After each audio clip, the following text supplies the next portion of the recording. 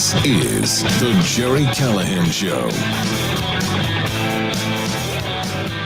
Well, I would say you could mark it on your calendars. Wednesday, July 17th, 2024, the end of Joe Biden's political career, the end of our national nightmare. It is over for Joe Biden. It's hard to imagine a worse day for a sitting president, short of World War or 9/11. But I think the ship has finally sunk. The curtain has finally come down on this corrupt, senile old man. What a day. What a day. We had the Republican National Convention, which was spectacular. I watched the whole thing again. I couldn't stop watching. They have done an amazing job. And Trump hasn't even spoken yet. J.D. Vance spoke last night. We got some highlights of that. He was excellent. It wasn't all fire and brimstone. It wasn't fiery. It was just conversational. He just seemed very likable, very relatable. Good luck with to the mainstream media and the Democrats trying to attack him, his story, his family, his life. They're going to try. Hell, the Daily Beast is attacking him today or yesterday for changing his name. Yes, they call him a hypocrite for changing his name because he doesn't support transgender ideology. I'll get to it. It's just insane. But that's all they've got so far. He was great. The shout out to his mother for being 10 years sober was spectacular. Talking about his grandmother. He did a great job. Everyone will feel very comfortable with J.D. Vance on the ticket and in the office of the vice president. God knows it's a huge upgrade. I have to be honest. I'm a little nervous about Donald Trump tonight. He speaks on the final night, the fourth and final night of the RNC, and he looks strange sitting there watching. He looks a little somber. He looks a little pensive. I don't blame him. He almost lost his life, and I'm really anticipating, looking forward to this speech, because apparently he tore up his original speech and he's going to do the whole thing over, talking about his near-death experience and bringing everyone together. It might be a great speech. I hope it is. It might be unusual for Donald Trump. He might not be the brash, cocky, obnoxious guy that he so often is. I'm sure maybe it'll be all that. It could go as long as 90 minutes, which is going to be something to see. And he has a tough act to follow. There have been some great speeches, some incredible moments. I think the highlight of the whole thing was last night when the Gold Star families, the families of the 13 service members who were killed on at Abbey Gate on August 26th, 2021, because Joe Biden wanted a photo up, because Joe Biden wanted to be the guy who bragged about getting out of Afghanistan before 9/11. Their family members, their kids died that day, and they made an appearance last night. There was a video tribute to the 13 heroes, and it was spectacular. I wish we could play the whole thing. If you haven't seen it, do it. Watch it, please. You can find it on my Twitter feed. You can find it anywhere. It's 7.5 minutes long. It is worth your time. We'll get to the speech from Hector Lopez, father, Gold Star father, who was just great. He was just perfect. The whole thing was so well done, and I expect the same tonight. It's been great, and at the same time, Joe Biden has he's come down with COVID again. I believe it's his third time. I blame him because he's only had 72 booster shots. If he had the 73rd, I think he'd be okay. But Joe Biden walking up the stairs, do we have this, Ironhead? Walking up the stairs, the baby stairs, the little kid stairs on Air Force One was, to me, the famous final scene. This is it. He's going back to Delaware. He's there already. He's isolating. Here he is. These are the little kid stairs. And it is just uncomfortable to watch. You're watching and you're saying, is he going to make it? He stops here, right here. And you're going, uh-oh. The Secret Service guy or one of the security guys is at the bottom of the stairs in case he tumbles And he almost did. And then he returned to Delaware. Same thing when he got to Delaware, coming down the stairs, slowly, painfully. This is a sick, frail, feeble old man. He can't do it. He can't run. He can't serve. He certainly can't win another term. And they know it. They are bailing on him in droves. Yesterday, we learned that Chuck Schumer made a trip to Rehoboth Beach last week to sit down and beg Joe Biden to withdraw, to quit the race.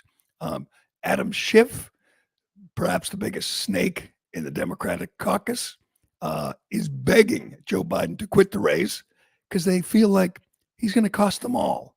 He's going to hurt them all if he stays in the race. And everyone wants him out. Well, not Republicans, not me. I want him to stay in the race. He gets on Air Force One, no mask. I assume everybody on the plane has COVID. Probably most of them have died already. He gets in the limo with other people, no mask.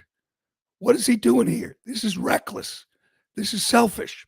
He's going to kill people.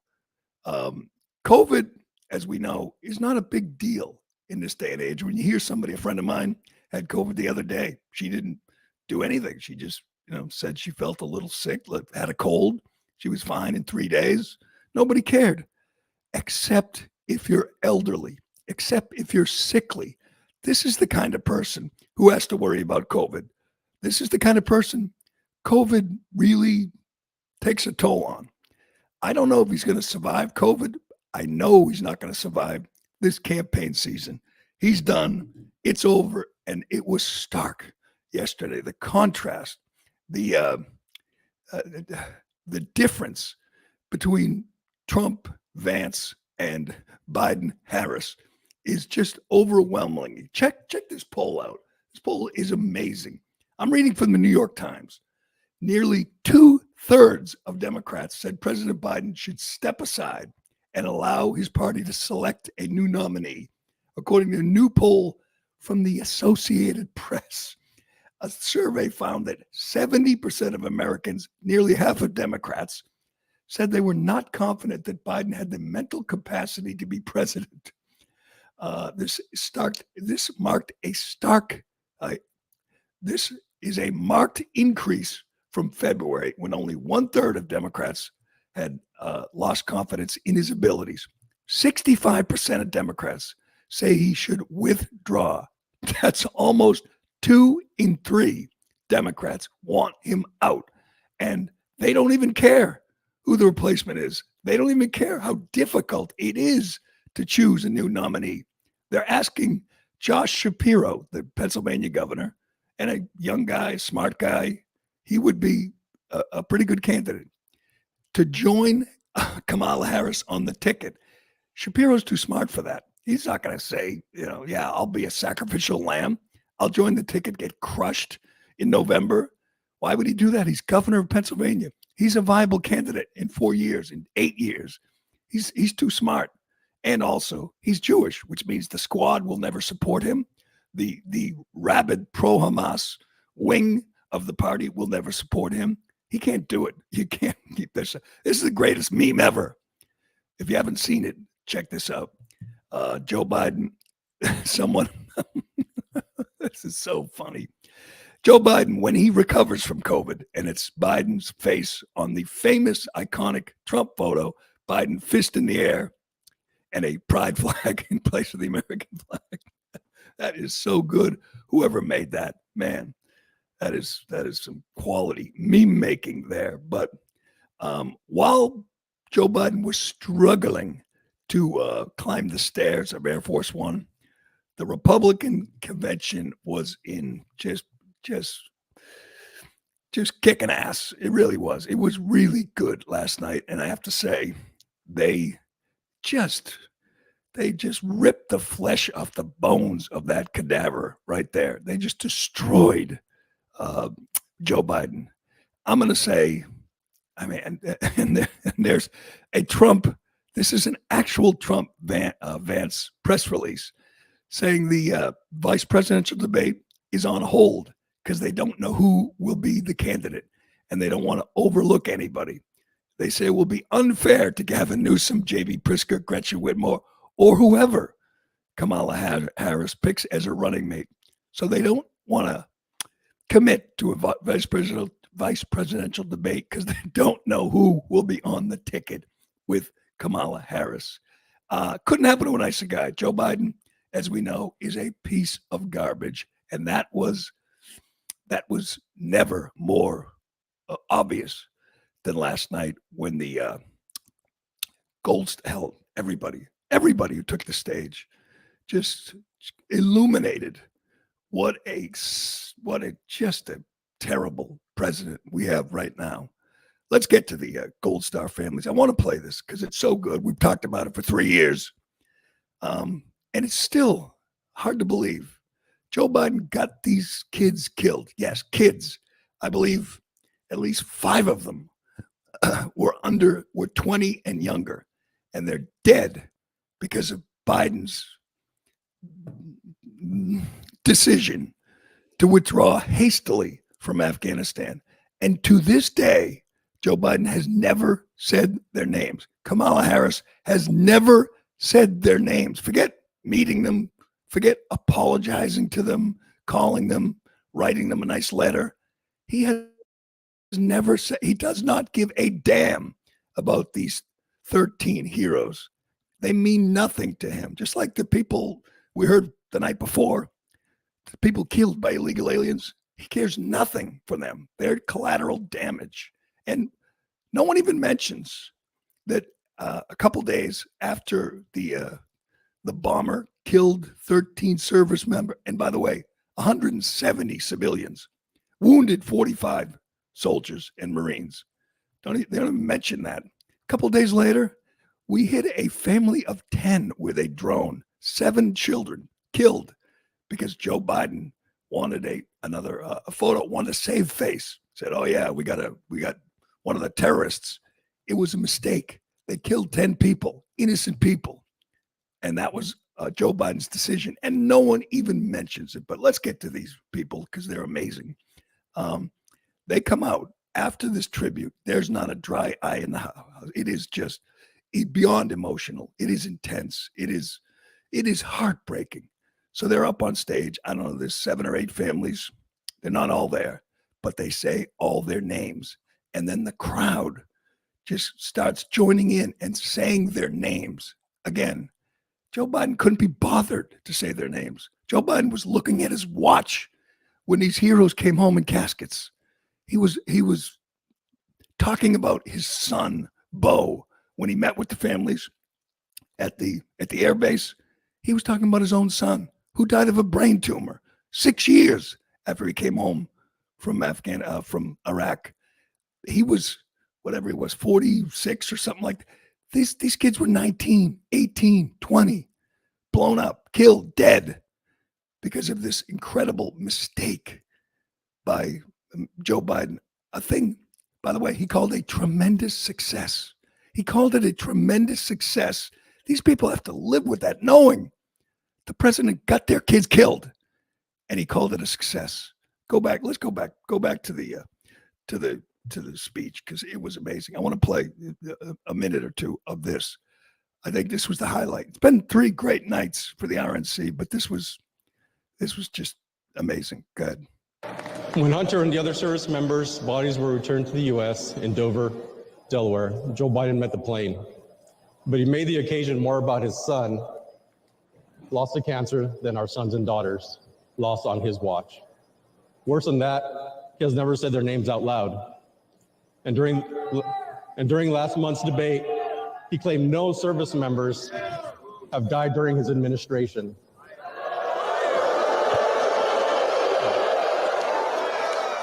None. That hurt us all deeply. So Alicia and I are here to say the names of all 13 service members who lost their lives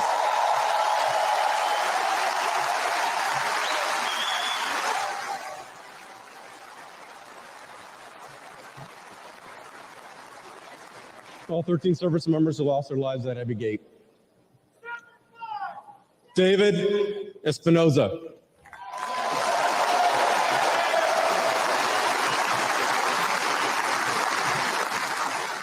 Nicole G.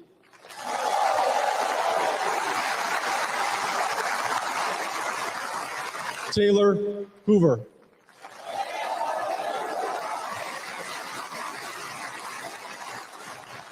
Ryan C. Knaus.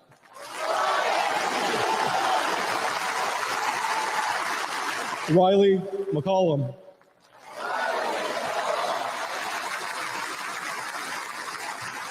Dylan Marola.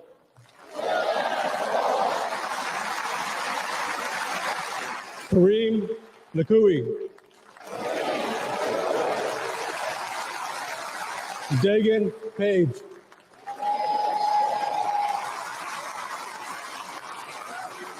Johanny Pitardo. From Lawrence, Mass. Humberto Sanchez.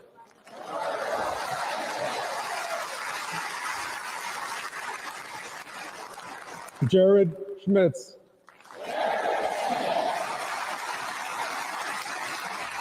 Maxton Sobiak.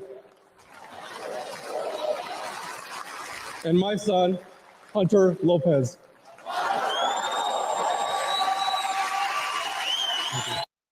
Amazing. Amazing. Again, I can't implore you enough. Watch the 7.5-minute video, the tribute to these heroes and their families. And it ends with, to this day, Joe Biden and Kamala Harris have not said their names. Sure, real decent. You know, it's great to have compassion and dignity and decency back in the White House. Speaking of which, one of the other highlights was Donald Trump's granddaughter, Kai, making a speech when she took the stage with Don Jr. Talk about contrast. She was great.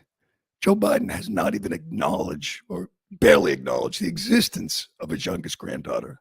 And Donald Trump's granddaughter got up there and just knocked it out of the park. It was a great night. And with the backdrop of Joe Biden feebly leaving Las Vegas after giving another disastrous interview. You got to hear this. You got to hear Joe Biden pandering to a black audience, pandering to BET. We have a couple cuts, but you ought to watch the whole thing. It is uncomfortable. He is shot. He is gone. He is done. And everybody knows it. This is from CNN, my new favorite, Scott Jennings. He's the token Republican they put on the panels, and he is just he's letting loose, and they hate his guts because he just tells the truth, and they don't know what to do with him. But he's been great on this. Here he is after the Gold Star families made this incredible appearance at the convention last night. I've been to a lot of conventions. I've never seen anything this politically devastating done at a convention. I mean, they have proven to the American people that the commander-in-chief failed these families. If I were Joe Biden and I saw that tonight, I would resign my office, go outside, dig a hole, get in it, and not come out for a while. You know, apologize. Dig a hole and get in it and not come up. You know what? He took your advice, Scott. He went home to Rehoboth. He's now on the couch with a shawl on his lap and a bowl of ice cream, hopefully watching the news, because everybody has bailed on you, Joe. Everybody has lost faith in you. We got Van Jones also on CNN. Van Jones hates Trump. He was a Biden guy. That doesn't sound like a Biden guy anymore. Go ahead. A bullet couldn't stop Trump. A virus just stopped Biden. You've got the nominees of this party getting their butts kissed. Biden's getting his butt kicked by his own party. The Democrats are coming apart. The Republicans are coming together. That is Van Jones on CNN. The Democrats are coming apart, and that's no exaggeration. They are coming apart. They are begging Joe Biden to stay in Rehoboth, Delaware. Don't even come back to the White House. Don't hit the campaign trail. I hope he is as stubborn as I think he is, as narcissistic as I think he is, and he resists and he hangs in there, because the next debate is just, I can't even imagine this cadaver taking the stage at the next debate. And I want Kamala to remain as VP because JD Vance is just going to destroy her, and it's going to be glorious. Well, not everybody in the mainstream media showed you the Gold Star families, and not everybody thinks the COVID is the kill shot for Joe Biden. No, Joy Reid and Jen Psaki, they're not giving up. We'll get to that. And you know what? I was wrong. The Gold Star families, the speeches from the families of the people killed by illegal aliens, Vivek and DeSantis, they weren't the highlight of the first 3 days of the convention. The highlight, the most bizarre, the most insane thing I have ever seen was the director of the Secret Service, Kimberly Cheadle, this incompetent fool, friend of Jill Biden, showed up in the arena at the convention for some reason. I still don't know why. And senators, U.S. senators, chased her around like she was like she was Bob Menendez, chased her around for comment. And she ran. It is wild. We'll show you that. And we will get to Joe Biden's interview with the BET. It is just, you can't recover from this. It's over. He's done. Finally, we will be through. We will be done with the worst president in American history, the most corrupt president in my lifetime. Any minute now. We'll get to that and more. But first, excuse me.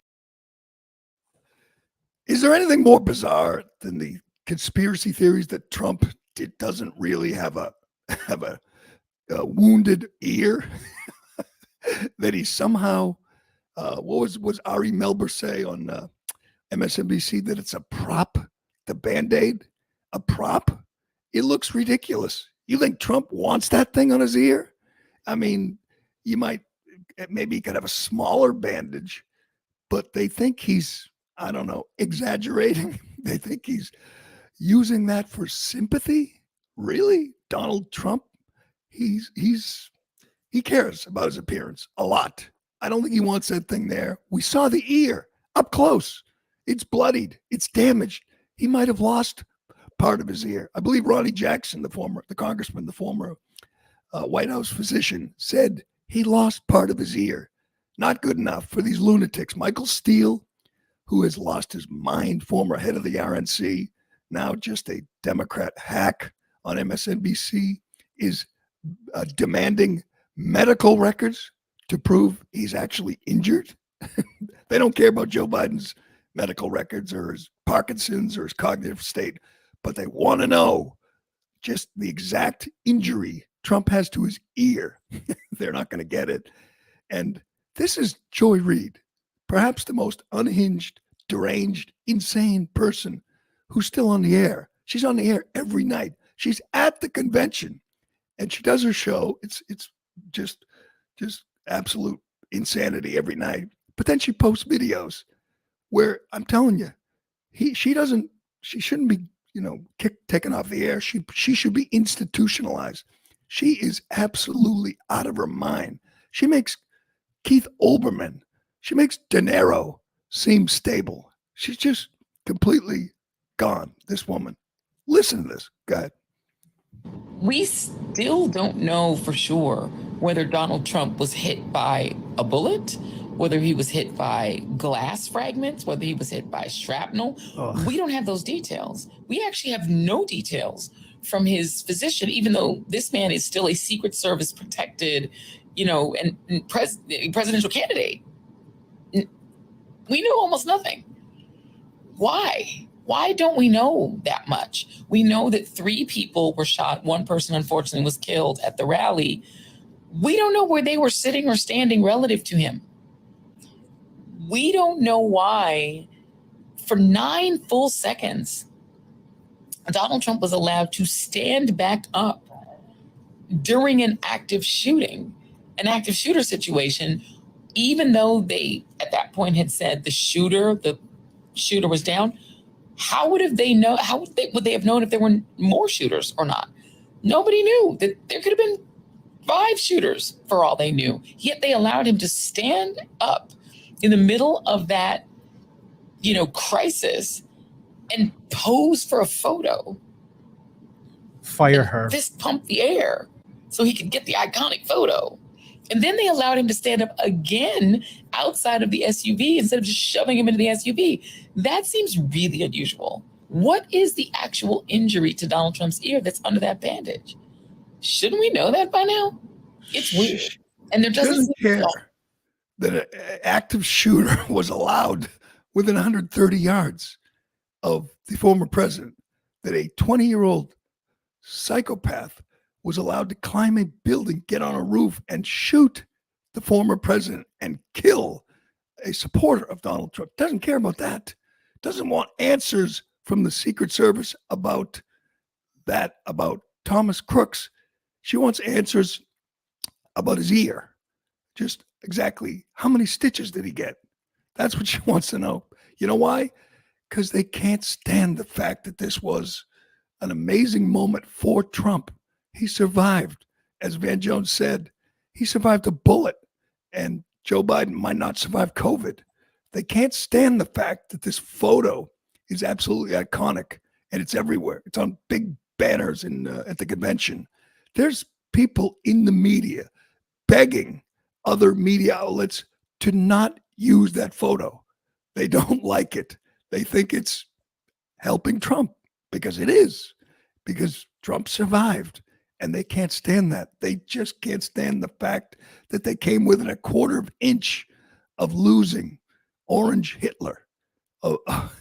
And they can barely hide their disappointment. Hell, this woman doesn't hide her disappointment. Let's get to the Jen Psaki, Joy Reid discussion. They want to equate COVID with a bullet wound. Trump got shot in the head. Joe Biden got COVID. And they're thinking, oh, good. Now our guy can play the comeback kid. Our guy can throw his fist in the air and say, yeah, I survived COVID again. It just, these people are out of their minds. Good. Here's the question that I have on that. These two men are both elderly.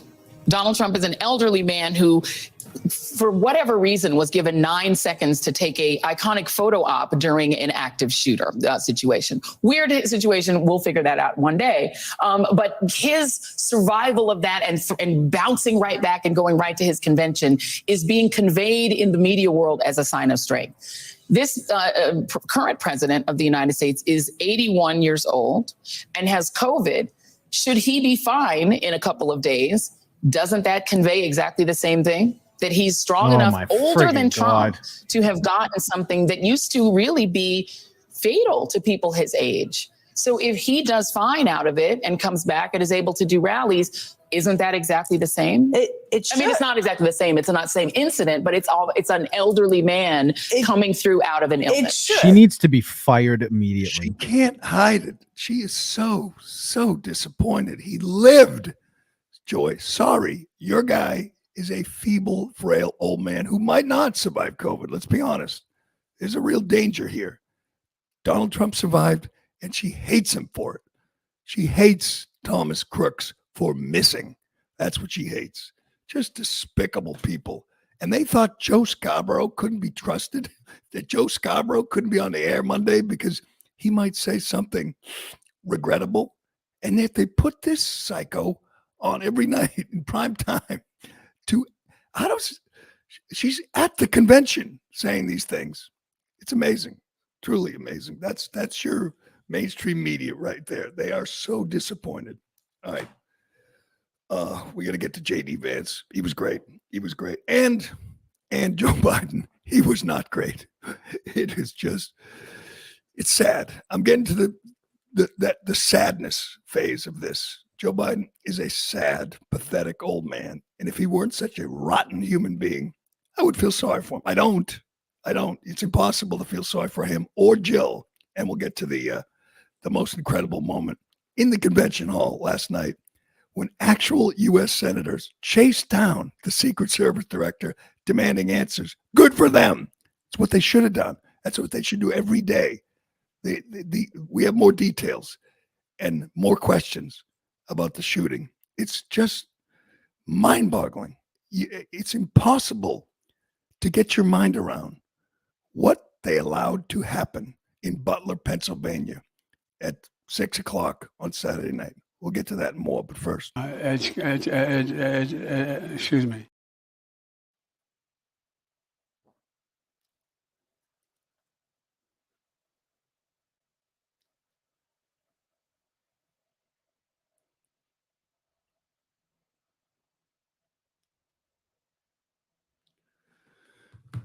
All right, let's do this because, I'm telling you, I'm struggling here, Ironhead. I'm reading everything, watching everything, and I still cannot believe what happened Saturday night in Butler, Pennsylvania. It is, again, we said it yesterday, said it all week, incompetence or intentional.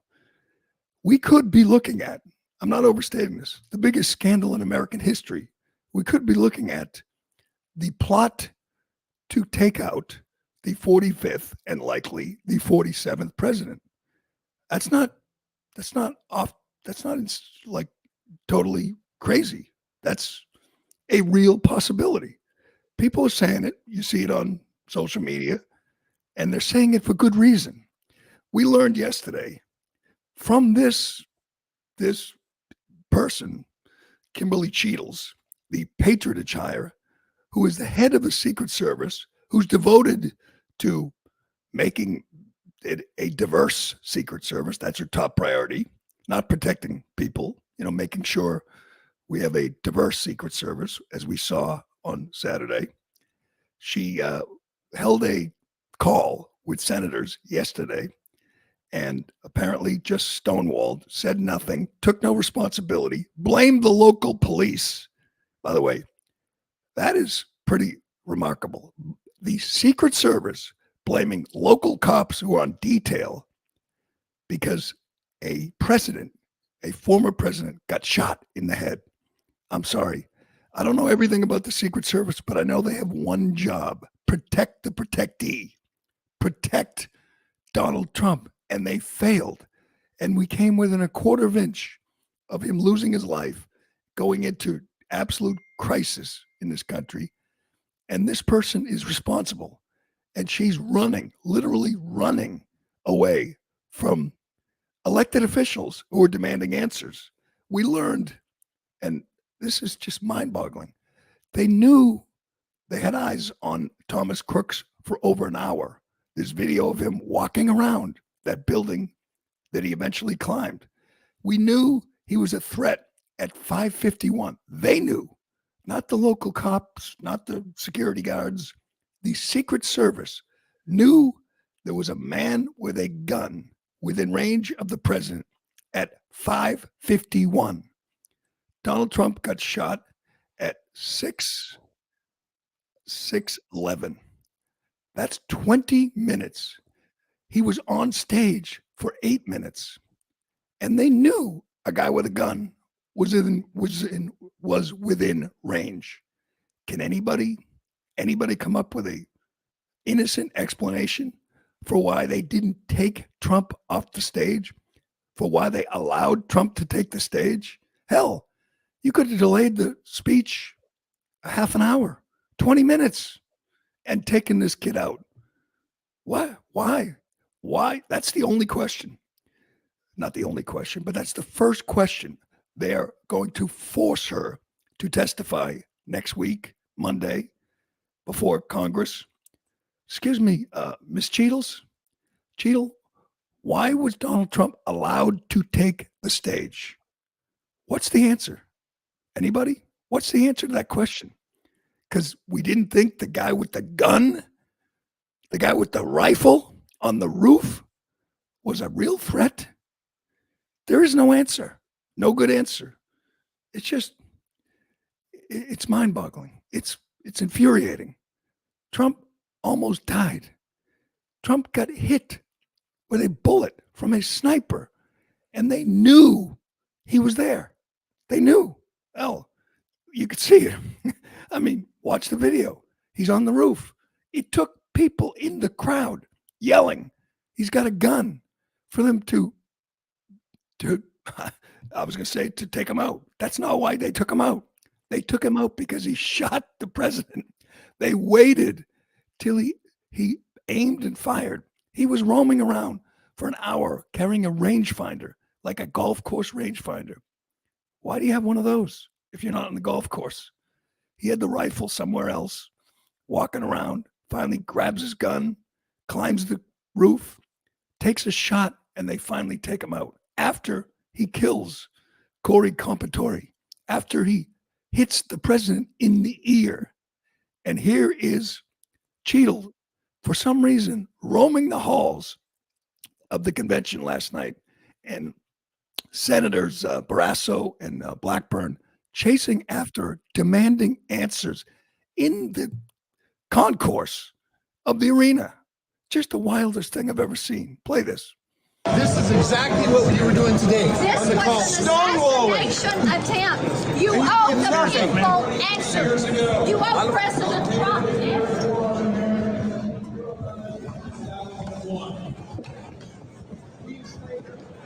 They're chasing her up the stairs.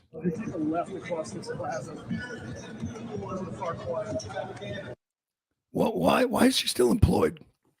Why does she still have a job? Why isn't she arrested? Great She question. almost got the president killed. Her job is to protect the president. She failed. We need to know, is she incompetent or was it intentional? We need to know. Either way, she's got to go. Everyone agrees she's got to go. Why does she think she can hang on and survive? Is she on the phone with Jill Biden saying, "So, Dr. Jill, save me"? I mean, she almost got Trump killed. She came within a quarter of inch of getting Trump killed. She's got to go. She's got to answer questions. She's got to be grilled. She's got to be exposed. It's just incredible.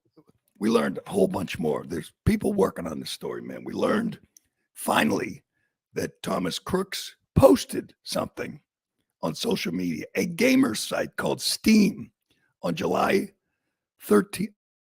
He wrote, "July 13th will be my premiere. Watch it as it unfolds." And they found pictures of Trump and a bunch of other elected officials, including Biden, Hakeem Jeffries, Mike Johnson, on his phone. And now the spin is that he was willing to take out Biden. I don't think you have to waste a bullet. No reason to do that. But he chose Trump, and the Secret Service allowed him to get off 6 or 8 shots. They allowed him to kill Corey Compatore. It's just amazing. Where do we go from here? She goes before Congress under oath and says what? Blames the local cops. Some cop doing a detailed. The local cops responded, by the way, and said, our only job was traffic. We were there to direct traffic. We weren't there to protect the president. Yeah. Here, yeah, let's watch this report.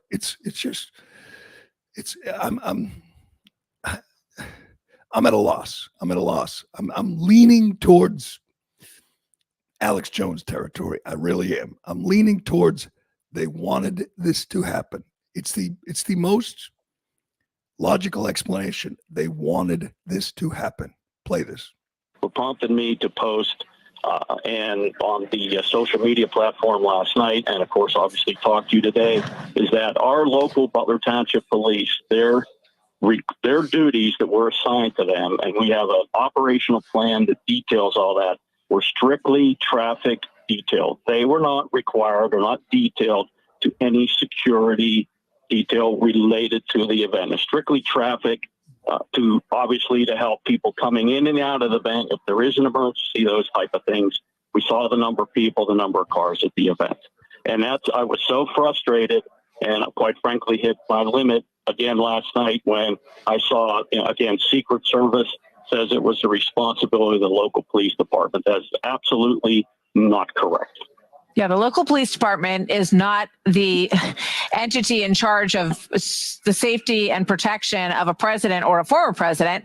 But once this started to happen, once the shootings began to unfold, the local officers did then try to assist, try to see if they could do anything, right? That is absolutely correct. That is the township commissioner, police commissioner, saying, we were there for traffic. Don't blame us. I don't think anyone's blaming them. Who would think a local cop would be responsible for securing an area around President Trump? Why would that be their responsibility to secure a roof 130 yards away from Trump, a sloped roof? Is she going to stick to that story, by the way, when she goes in front of Congress? Yeah, we didn't want an agent up there because the roof was sloped. I hope so. That'd be very funny to watch her get crossed. Oh, man. All right, we got to get to the rest of this convention. And Biden. Oh, I got so much here to get. You excited for tonight, by the way, Ironhead? Before Trump speaks, Hulk Hogan and Dana White. Hulk Hogan, we know one thing. He can rile up a crowd. He can fire up a crowd. And I like it. I like it. They're getting a little crazy, a little jiggy at this convention. You know, we had Amber Rose. We've had all kinds of people that you don't expect. We had the University of North Carolina frat boys who protected the flag during one of the pro-Hamas demonstrations. They were there last night, which was great. Dana White will be great. It's just, they are just killing it. And J.D. Vance killed it. But before we get to Vance, let's do Biden. I can't get enough of these. Biden is trying to shore up the black vote. So he's doing interviews on black radio stations where he gives them the questions in advance, and then he still struggles to answer them. I assume he got these questions in advance, or they got the questions in advance, but he sits down with BET to try to talk, and I can't recommend enough. Watch the whole interview. It's incredible. He lies. He loses his way. He forgets the name of his Secretary of Defense. Watch this. And so it's all about treating people with dignity. And it's about making sure that, look, I mean, for example, look at the heat I'm getting because I named the Secretary of Defense to a black man.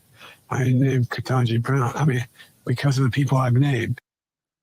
Yeah, getting a lot of heat for naming a black guy Secretary of Defense. He doesn't know his name. Lloyd Austin is the name, Joe. Maybe that's why he can't name the names of people killed by illegal immigrants or people killed in his disastrous withdrawal from Afghanistan, because he can't remember them. He can't do it. And do we have the other cut where it's like a minute long and he just tells one lie after another, and he goes to the Charlottesville thing again, says he decided to run because Donald Trump called Nazis fine people. I can see if I can find that one. I have the one where he says that his son was killed. That's right. No, I think that might be. Is it the same one? Yeah, I think it's incredible. It's a minute long, and he tells like 5 lies. Go ahead. I'll point them out as he lies. Go ahead. Explain to people why this election is different. Well, look, one of the things that occurred when I won, you may remember, I said I was running for 3 reasons. It was after my son was killed and would die because of Iraq. I didn't want to get involved. And then I was watching television. And I was a professor at Penn, watching television. No, he wasn't. And you saw those folks come out of the fields in Charlottesville carrying torches, accompanied by the Ku Klux Klan, carrying Nazi swastikas. And a young woman a bystander was killed. And he was asked, well, doesn't know her name. What happened to Mr. President? There were good people on both sides. That's when I decided I had to run. That's why I ran. 5. That is just incredible. That has been debunked for years. We watched the video 100 times of Trump saying, I'm not talking about white nationalists. I'm not talking about Nazis. They should be condemned totally in the video that he's talking about. He just tells that same lie over and over again. I assume someone has pointed out to him, Joe, that never happened. He doesn't care. He's just such a rotten human being. And now he's sick, and now he's losing all his support. And now he's going to step aside, which will be great because it'll be chaos. They're trying to move up the nominating process, so they can nominate him before he completely, the darkness falls on this dementia man. They want to move it up so they can get it over with. And then he has to debate Trump again.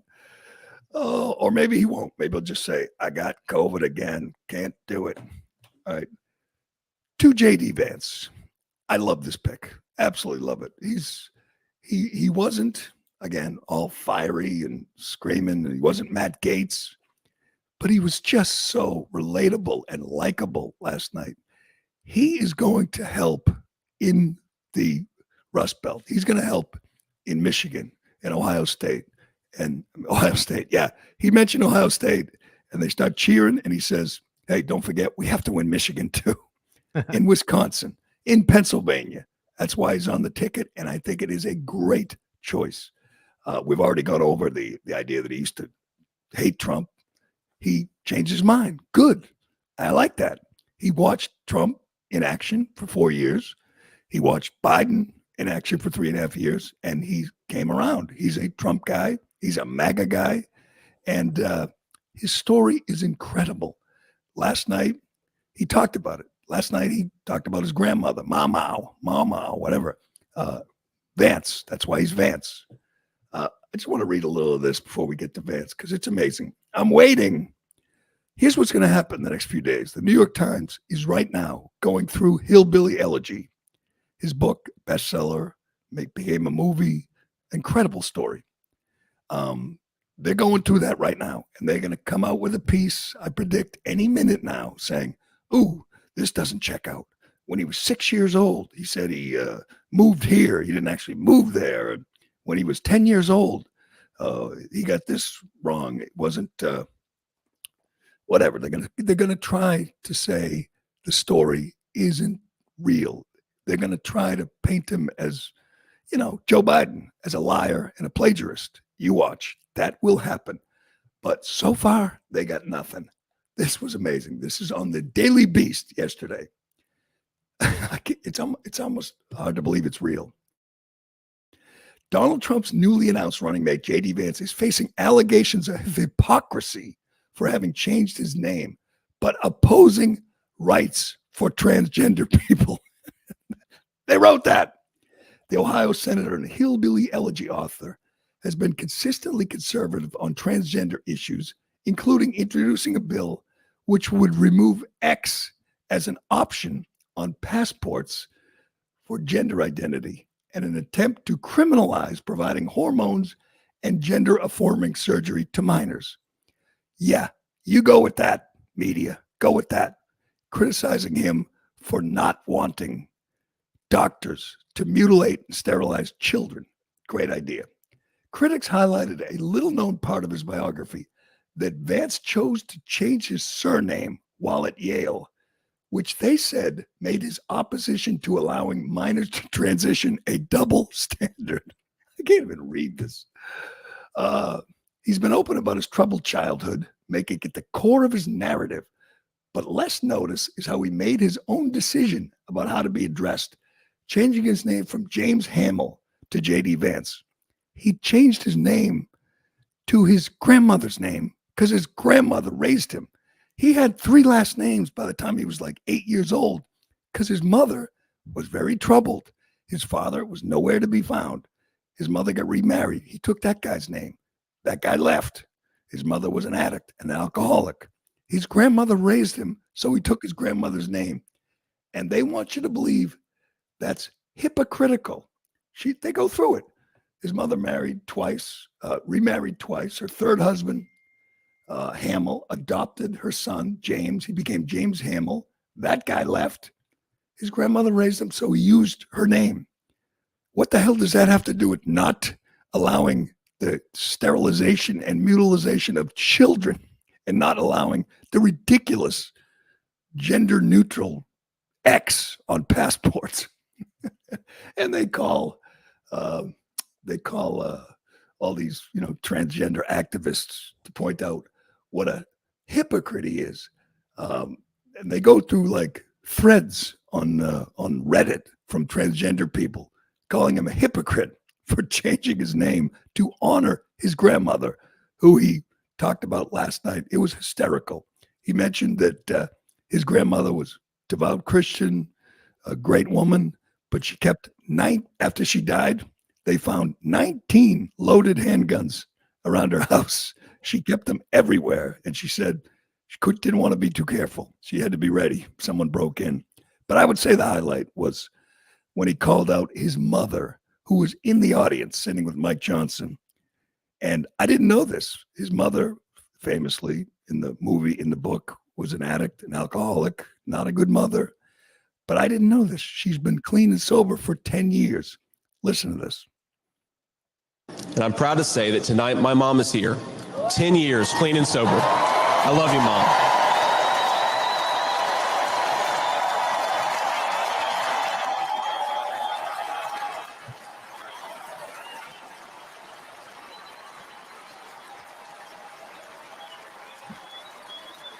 And the crowd starts chanting, JD's mom, JD's mom.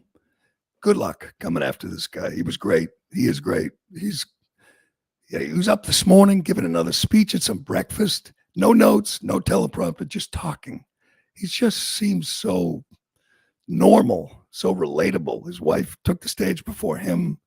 Your parents are Indian immigrants. He has a son named Vivek. He knew Vivek at Yale Law School. Everybody loves this pick. And I think it's the most important VP pick in my lifetime because Trump's a one-termer. Trump's 78 years old. This is your leading candidate. He turns 40 on August 2nd. This is your leading candidate for president in 2028. And it's great. He's reassuring. He's sound. He's smart as hell. He's articulate as hell. And he knows what it's like to grow up hard, man. Grow up poor. He knows about all the troubles in the Rust Belt. He knows about fentanyl. Talked about getting phone calls about friends dying from fentanyl. He knows that manufacturing was hollowed out in Ohio and Michigan and Wisconsin. And he talked about that last night. Joe Biden has been in D.C. longer than J.D. Vance has been alive. This is a new generation, man. And this is a great face, a great spokesman for the next generation. Great job by J.D. Vance and by the Gold Star families. By the way, MSNBC, when the Gold Star families took the stage, they cut away. They went to their panel. They didn't want you to see these amazing grieving parents. It was something to see, man. It was remarkable. And tonight, honestly, I don't know what to expect. This looks like a different Donald Trump. I don't know, humbled, maybe not, but more circumspect, more serious. I'm not sure he's going to be, all that funny tonight. I think he's going to be serious. I think he's going to talk about his near-death experience. He's going to talk about this gift he got when he survived the shooting. And I don't think he's going to talk that much about Joe Biden. He's going to talk about America, and it's going to be good. And it's been a great week. And I think he might even overshadow Hulk Hogan. Ironhead, I'm sorry, but Hulk Hogan is going to be funny. It's going to be nuts. But you know what? It's been a fun convention, and tonight's going to be big. We got an update on the British Open before we go, Ironhead. Yeah, Justin Thomas still in the lead. Tiger Woods is up and down. He's currently, I want to say, 1 over. He had a beautiful 628-foot bender that he hit off the green for a birdie, and then he's kind of fallen apart since. Really? Well, good. I'm rooting for him. Tiger is, I can't believe I'm saying it. I used to root against him. Now I root for him. I'm glad he's involved. I hope he makes the cut. The British Open is great. I will soon be on British Open time. I am heading out of town and to my daughter's wedding, her second wedding. Can't have just one wedding anymore. Who has just? It's like you're not even married if you don't have two weddings. That's you know, right. you gotta have two weddings. So I will be. I don't know where I'll be. I don't know. I'm gonna try to watch the speech on the plane. I'll be watching British Open highlights on the plane. I will try to do a show. I will do my best. I'll bring my stuff. Ironhead will be ready to go, but I'll update you on Twitter, and I will do my best to be here to react to whatever happens tonight because I don't want to miss it. But we will be. I don't know. We don't know when we'll be back or how we'll be back, but I will do my best. I don't want to miss this. This is just a wild time to be alive. But we will leave it there, and hopefully we'll be back tomorrow. But who knows? Thanks for listening. Thanks for chatting.